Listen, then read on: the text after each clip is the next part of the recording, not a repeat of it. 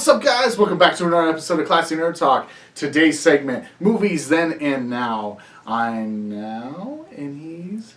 Back then. Back then. So, pretty much it's just a short run through. He gives me a movie from his generation. I get a movie from my generation. And then we watch I'm trying to think. I mean, are you trying to say I'm old? You are old. You're older than I am, sir, yeah, so that works out for that. Okay, so last week we picked our genres, and now we're going to go over a couple of the reviews. Actually, this one's going to be a little bit different. The reason why is because we want to talk about a movie because there's a really, really cool theories and stuff about the movie that Titan watched. So I'm going to go first. I picked Kung Fu, and you gave me... One-Armed Swordsman from 1967. Okay, so it's a slasher film. It's a slasher film. Of course it is, because it's got a sword, right? Yeah, that's exactly. Yeah, see the new we got to do something on the internet. Say new slasher films and just put new slasher film. There we go. That's the title of this new slasher film. Yeah, that's right. We can do that. That's awesome. You guys tell us what you want for a new slasher film. Yep. I knew I'd get you messed up. Oh, man, that's terrible. Okay, so this movie is a pretty clean-cut, dry kung fu movie. Ooh, no pun intended. Oh, yeah. That's a good one. I'm going to keep that. So it stars a guy named Wang Yu. He's, of course, Chinese. And his character in the movie is Feng Kang. Or Feng Kang, I forget how they pronounced it. Don't remember. He's attacked by a rival gang. Lieutenant begins to train to destroy the gang and the villains, which is pretty much the people that attacked him. All right. Sounds like a traditional martial arts film. It was traditional. And that's pretty much the storyline. I can't really, go into too much depth because there's just little tidbits about training and stuff. Now, this movie is a standard kung fu movie. So it has to, for my liking, it has to pop out over the kung fu movies that I love. And this movie did not pop out of the movies I loved. But was it a kung fu movie? It's a kung fu movie, and I'm kind of biased with kung fu movies. What I mean by that is anything kung fu is pretty good, except for the ones that are in like the $3 bin, like Big Lots. Those are terrible ones. But the $5 bin's alright. That's where I found like sometimes the $5. Yeah, the $5 bin's alright. I found Diagram Bullfighter. In $5 bin. I really like. I found Raging Bull in there once. Yeah. Oh, really? I didn't get it because I've seen it, but you're just like, no, I didn't need that. So. No, I mean, but still, just you brought it up. Yeah. So this pretty much is like a standard film. So there's a lot of kung fu, but I really like the choreography that goes into a kung fu movie, and this has it. It definitely has it. It has that Chinese, and this was done by Dynasty, which is like one of the big production companies for kung fu movies. They did movies like. Well, a couple of my favorites, 36 Chambers of Shaolin, a.k.a. Master Killer, 5 Deadly Venoms, Challenge of the Masters, and, of course, One-Armed Swordsman, and Diagram Bullfighter. You should come over and watch some martial arts on my Roku. I got black belt channels. Oh, those are probably terrible. No, I don't think so. There's a big list of movies. Oh, really? Sometime when we have a day off. Yeah, I don't mind kung fu movies. Even though, like, if it was someone that has never watched any of them and only watched like good, like American movies, they would think that's cheesy. Which that's part of the whole thing about a kung fu movie from overseas is it's more of like the flow of the martial arts. That's what I like. Okay, so considering you said this wasn't one of your favorites or best ones for a martial arts movie, what would you kind of give this for a rating? I mean, and maybe tell us why you think so. I'm going to give it a 5. Oh, okay. And why I'm going to give it a 5 is it still has the martial arts quality. And the story is kind of just this normal story of a kung fu, guy gets beat up by kung fu people, villains, and then he has to save town, and Lieutenant helps him. I'm like, really? Well, wait a minute. Isn't that the premise of Kung Fu Panda? Stop it. Stop that comparison with a freaking animated movie about a panda. But I'm saying, if you watch Kung Fu Panda, I'm sure you'd give it a higher score than a 5. What you have to realize is there's a lot of money funneled into that to make that movie the way it is. But this movie's kind of like, hey, we did a movie. So are you saying that you rate it lower because just not so much that was it made well, but it's just like the same old thing that they were doing back then with the martial arts. Yeah, it was kind of like the same old GIF. It wasn't like anything like new. The whole one arm thing was pretty cool, but it kind of got old really quick. It didn't like lean into more details that I wanted or more of a story that brought into like the fighting and that. Basically, it didn't show him his struggles with the one arm. In other words, so Yeah. that you can empathize and kind of say, yeah, come on, you know. Yeah, it was, but like overall, I've seen better kung fu movies in my life, and I rate that with that. But I gave it a 5 because it's still that I love the style of kung fu. So overall, I just give it a hard Jackie 5. Chan's, are you? Stop it. All right, so Anyway, tell us what you thought about. Yeah. If you guys have taken the time, you know, I think we did mention ahead of time what we're going to watch. So if you guys were actually get a chance to see the One-Armed Swordsman, or you know it by heart, let us know what you think as well too. yeah, I would really enjoy that. Okay, so we went to sci-fi. Yeah, now we jumped back in the modern days of special effects and fun stuff. Well, I wouldn't say too much special effects, but it was pretty well done. It was probably pretty good. big for its time. Yeah, I mean, if you was. remember the time when he runs through, getting ahead of ourselves here, but when he runs through the scanner thing that, like the airport scanners would have or something like that, and it's like an X-ray of the whole body, you're like, wow, that'd be kind of weird watching skeletons run through. Well, you know, it was like the effects at the time was great. It's not like the effects we have now, but it was still, you know, For its time, defining, yeah. it was defining. You know, I mean, because you know, if you look back at between the 80s and 90s was when all the computer animations were really coming out, and they were like, what can we do here, and that kind of stuff. So yeah, it was pretty good for its time. So I made you watch Total Recall 1990. 1990. Schwarzenegger. Arnold Schwarzenegger. So we had, Chopper! I need to get to Mars! yes, but no tapas. Anyway, so Arnold Schwarzenegger was Douglas Quaid. Rachel Tickerton was Melina, his love interest on the other planet. And there was Sharon Stone, which was his wife, Lori. Or at least we at first thought it was his wife. This was a whole host of big characters. I mean, like Ronnie Cox playing Cohagen, Michael Ironside Richter, who just Ironside. I swear, every time he does something, I mean, He always plays villain. he does, but he does it so good. He does it really It's just like, good. man, it's just the thing you like about the '90s and stuff. Always, what is it, Michael Ironside in the movie?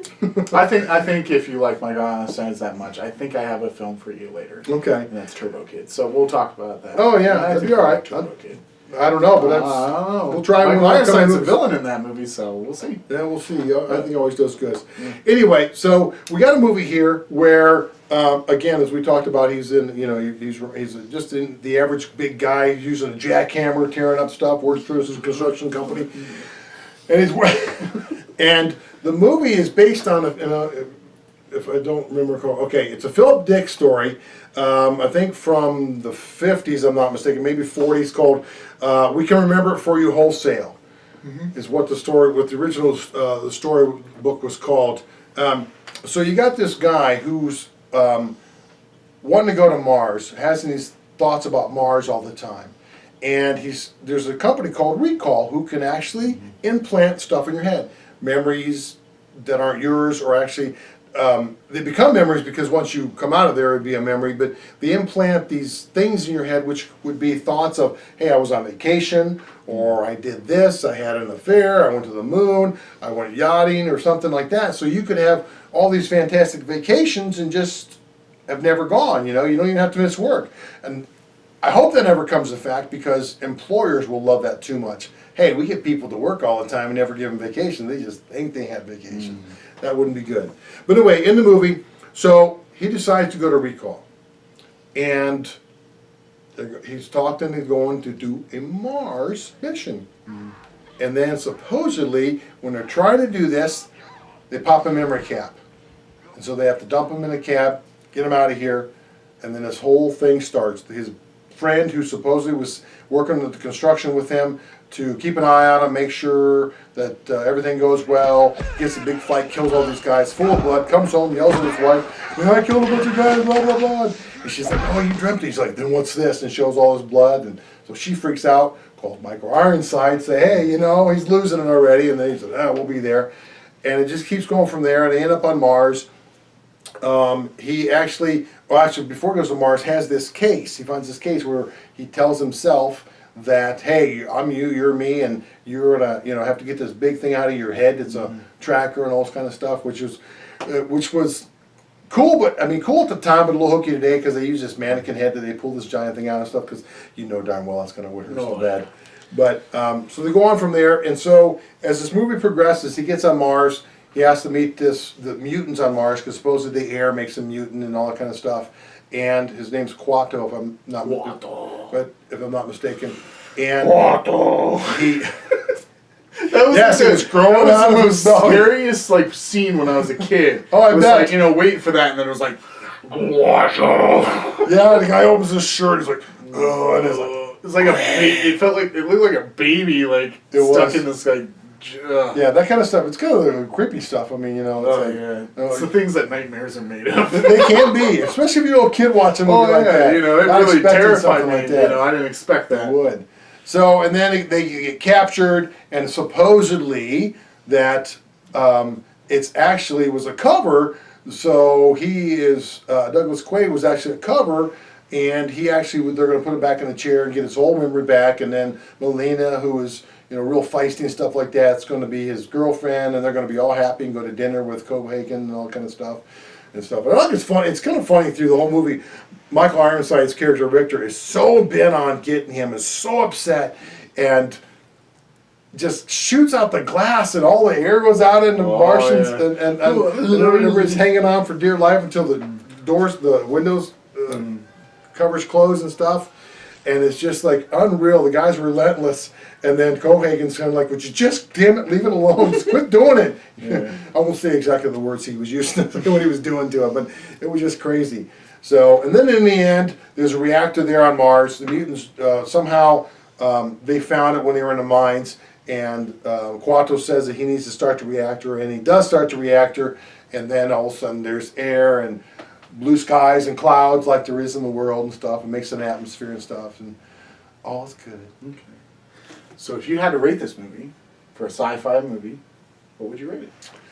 Wow, if I had to rate this movie, because I've watched this numerous times over the years, and I still enjoy it. When I watched it again to do this for us, to watch again, I still enjoyed it. Is it getting a little bit to the point now, after so many times, it's like, I don't want to bring it out every year, maybe, but I'd have to give it at least an 8, if not a 9. It really is a good movie. You know, it's really one of those ones I mean, the story's good, the action's good. It's got a host of good actors and actresses in it. I mean, people you see in a lot of movies, and it just plays so well. I mean, the remake did not play as well as this, in my opinion, but we can always talk about that another day. Yeah. But this one really, even for its time, it might seem a little dated, but one of the cool things is the electric cars they used, the Boonie Buggy and all this kind of stuff. If you remember some of these vehicles from the 70s, I don't know if the guy's got them in storage or what, but he's got all these different, the trike and all this kind of stuff they're using in here, which is really wild to me because I was a fan back in the late 70s, early 80s of kit cars. So seeing those in there was kind of cool, that kind of stuff. So it brought back memories. So yeah, it's an 8 easily, possibly even a 9 for me. I'd recommend this for anybody to watch a movie. Again, even for if you want to see what special effects were back then. I mean, like the part when he's in the lady's outfit and he goes to get her, and then she says, he has one sentence or whatever, and he says, "You're going to stay here long, 2 weeks." And he's like, "Did you bring any fruit with you or whatever?" He says, the guy, and she's like, 2 weeks, and he's like, "What? 2 weeks? 2 weeks?" And she's starting to go, you know, and then when he pops off the head, it's kind of weird because it's like, all right, how in the world did you get that giant ear to turn and come out this far from your head? I'm like, wow, was that sticking inside you or what? It could have been like a car antenna. It is. True, it could have been, but it was just kind of. If you look at it now, you think, "Wow, I didn't really remember that," but that stuck in pretty far. So, but when it opens up into like sections and stuff, and he puts it together and then throws it at him and stuff, and it blows up. I mean, really cool stuff that that they thought of at the time, and just again, to me, it's just. I like movies with a lot of big actors in it. You know, movies are good on their own when they have a couple, but again, that's why we like stuff like the Marvel series and stuff, because all the movies have big actors, big characters, and they go from movie to movie and stuff. So over the years, when I'm growing up, seeing all these actors, like you said, Harry Morgan was in that one, the Moonrise movie and stuff. Just those names, when you see them in movies, it's like, oh, cool, you know, because you end up liking certain actors and stuff. So that's kind of what made it really for me. I would have to say this movie is like a 10 to me. just because it's up there because it's part of my like generation. Oh yeah. And I would have to say that this movie has like really influenced me a lot. The reason why I say that is Arnold now, if you would be like, hey, Arnold's going to be in a new movie, would you go watch it? Not really, because it kind of just... You have to know what, really have to find out what it is first. Like there's some good movies out there that he can do, and Stallone's the same way. But what I like about this movie was it's original, and it was something that was really thought and planned up. And people, I think that this film felt like they didn't think it was going to be as big as it was. Yeah. But what I love about this movie is just some of the stuff that people have theories on. And what I'm saying by that is the spoiler alert for the theories. If you haven't watched Total Recall, I highly recommend Total Recall. But the biggest theory that comes out is the part where they're about to put him in recall to start his Mars mission. And he looks over and he goes, they throw the scientist, the guy that's going to be start programming him, and he throws him like this little disc tape. And he's like, blue skies on Mars, that's stupid. He's like, that doesn't happen. And he's like, oh, well, the programmers did that. And he's like, whatever, that's stupid. And he loads it up. For his vacation. So at the end of the film, the thing that we see, the last thing we see is Arnold and the girl holding hands, and they're looking up to a blue sky on Mars. Yeah. So she makes a comment about that. I mean, well, the thing too, and if you stop, we take it back to the part where he's going when he first goes to recall to do this stuff, and he's in the chair, and she's the lady lab technician's asking him questions about the girl he's going to meet.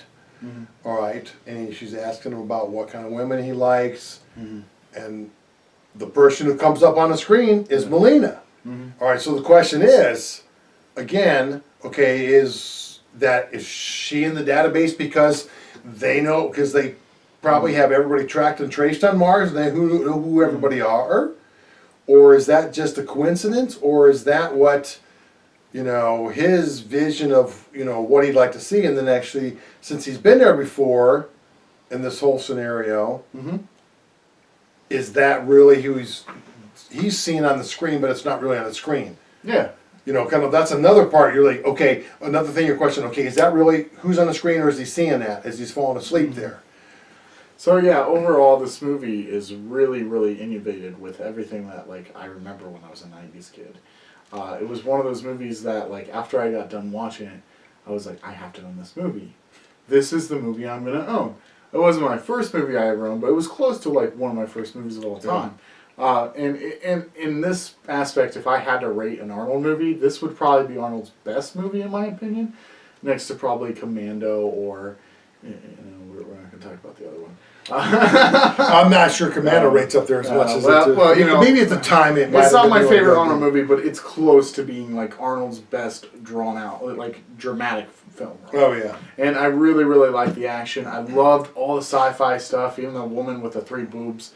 That's always a good thing. Yeah. That's always the biggest thing that everyone talks about. It's like, oh, the 3 boob movie. She say I'm free. I'm not free, but I'm available or something like that. Yeah, and then I like this movie because it has one of the best plot twists I've ever seen in a movie. Oh, because he was a mutant? Yeah. Actually was working for Cohagen? Yeah, he was working for Cohagen, and at the end he's like, I'm going to turn you into meat, and then he's got that big old drill press, and he's Arnold's doing the whole drill thing in the drill press, and I was like, that is so awesome. Yeah. I was like, because that's a really good twist, because the reason why twists work in a movie is they don't really, there's 2 ways you can set up a twist. One, you can set the twist up and then twist it really good to a point where it makes sense with everything. Or you just don't set it up at all, and then you have the twist happen. You're like, oh, okay, it was there the whole time under my nose, and I saw it. Yeah. So that's one of those movies that I put as one of the best twists of all time. So, yeah. Next to. Yeah, because I never thought Benny either when I first time I watched it. I mean, when it's oh, hey, I got you, and you're like, what? It's like, no. But overall, this is one of my favorite Arnold movies. So that's good. And I really think it's a really good song. So tell me what you think. Really, do you think he was dreaming, or do you think he was actually on Mars? I actually believe he was on Recall. I think he belonged in Recall. There was too much coincidence that happens with Recall. Well, think about the scene when they had the doctor come in and his wife. Now, granted, even though it's filmed that way to look realistic to us, would have looked that realistic to him in his mind, I don't know, because would Arnold's mind have projected that doctor sweating? Because that bead of sweat's what cued him in and said, hey, this is real, this isn't a dream. He spits out that pill and then he shoots him. And then he has to kill his wife. Or, however that was done. She got a big fight. Well, I was trying to remember if he actually shot her or if it was Melina, but however that went, I mean, they were just, the whole big fight scene and stuff like that. So, to me, it really plays more like it's actually happening. I mean, because even though, if you think about it, Blue Skies on Mars, I mean, that's kind of, I think there was a lot of subtle clues in the movie to make you believe that. Okay, so if you, in the beginning, okay, you got the blue skies on Mars, and it actually happened at the end. Oh, so it was a dream because they talked over here. Well, that's like with anything else, because, we talked that this was based on a book, so you got a book. I mean, books over the years have made predictions about things that do happen in the future. Books are different things, different people's ideas and stuff that things could happen. They're being so creative. So to me, I felt that they were being creative to try to leave you clues to distract you and think, oh, nobody could have thought of a vacation about blue skies on Mars, so we had to be actually still in total at recall, and not that it didn't happen. Because, okay, if there is an oxygen generating machine there to make an atmosphere, well, Earth has blue skies because of an atmosphere. Wouldn't Mars probably then have a blue sky?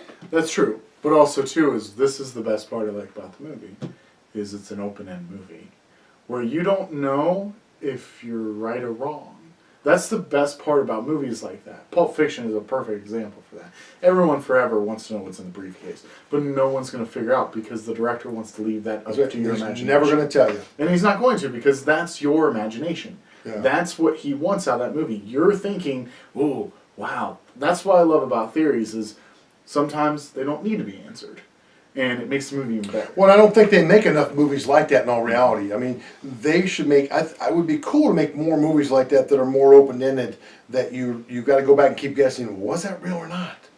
I mean, because I did do we'll get to that point. We'll get to that point. There's some movies out there that I'm going to get to that point where you're going to have open-ended. Yeah. I mean, because I looked up several different places. Paul Verhoeven was the director of the movie. I think it was the director, is what it says here. But he said that, because there was one thing where it says, well, if you listen to the extras with him and Arnold talking about it, they lead you down the path that this is what the movie means. This is what really happened. Whether or not he was in, you guys will have to look for yourself. Yeah. Whether he was still on Total Recall, or rather in Recall, or it actually was on Mars. But a couple of the interviews actually with him says, I made it both ways. So it could be either way. So you've got those clues that if you watch it and you look back at these clues, yep, it was on Mars, or you look back at these clues, no, he never made it to Mars, so he ends up getting lobotomized at the end. Well, to Mars, he's going to be lobotomized because he's stuck in there and can't come out. Yeah, and so really, if you take it and you could probably sit there and take your remote and play and stop and play and stop, you probably could just pick out piece by piece and probably make a list to go either way as to what you think really happened. It's kind of a strange movie, but that's pretty cool though. Yeah. So overall, I really think this is a really good movie. Yep, absolutely. So highly rated. So if you're looking for a sci-fi film that's like in the 90s, recommend Total Recall. Yep. All right, so next week I am going to pick the genre of thriller, and you're going to give me Psycho from 1960, one of the greats. It won't be a stinker next week, we guarantee that, folks. And you picked Crime. So, and I kind of went with a crime thriller.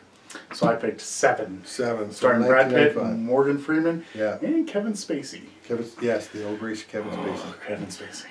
So next week's will be a fun time. So next week, catch us on here on Classy Nerd Talk. Like and share and comment, subscribe. Tell us what you thought. Did you watch any of these movies and think, hey, I really liked Total Recall, or I really liked One-Armed Swordsman? He didn't, but I did. But just remember, stay classy and nerdy. We'll see you.